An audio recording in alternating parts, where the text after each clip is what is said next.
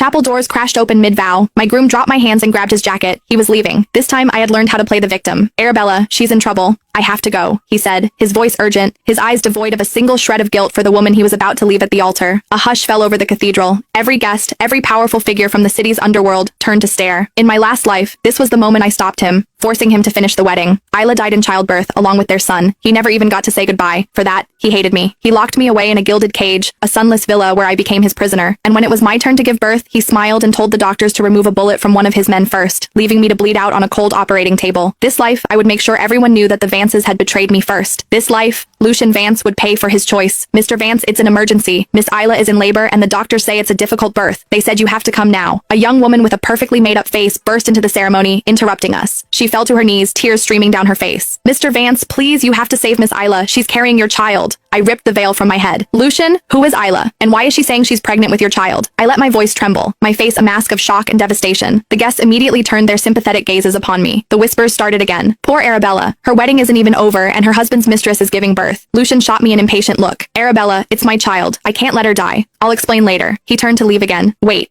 I stepped in front of him. Today is our wedding day. You're going to leave me at the altar for another woman, in front of all these people? What does that say about the Stanton family's honor? If you already had someone you loved, why didn't you say so? Why did you wait until our wedding day to humiliate me? A Stanton woman does not have to beg to be married into the Vance family. Lucian shoved my hand away. I'm not refusing to marry you, but this is a matter of life and death. I can't just ignore it. My eyes reddened, and a single tear traced a perfect path down my cheek. But this alliance was set in stone by our families. The invitations have been sent, the contracts signed. If you walk out that door right now, this union is void. You can explain that to our parents tomorrow. My tears began to fall like broken pearls. I would make sure the entire world knew that Lucian Vance and the entire Vance family had wronged me. Lucian's parents, their faces burning with shame from the surrounding gossip, finally stepped in. Lucian, stop this nonsense. Today is your wedding day with Arabella. You can't just walk out. Get back here and finish the ceremony, his father commanded. The young assistant fell to her knees again. Sir, madam, Miss Isla is carrying the Vance family's first grandson. Can you really be so heartless? Mr. Vance, she followed you without a title or a name, willing to bear your children. Are you really going to let her die? Lucian echoed her plea. Father, mother, that's your grandson. Can you truly stand by and do nothing? He then turned his cold eyes back to me. Since this is a family alliance, the marriage is inevitable. Why the rush? Or is the precious Stanton daughter that desperate to marry into the Vance family? It's a bit pathetic, don't you think? His tone softened slightly. Arabella, I know you're a reasonable woman. Once you're Mrs. Vance, I'm sure you and Isla can learn to get along, can't you? A bitter laugh escaped my lips. Lucian, you and I are not yet married. This ceremony is not complete. I have no intention of playing sisters with your mistress. I threw my bouquet to the ground.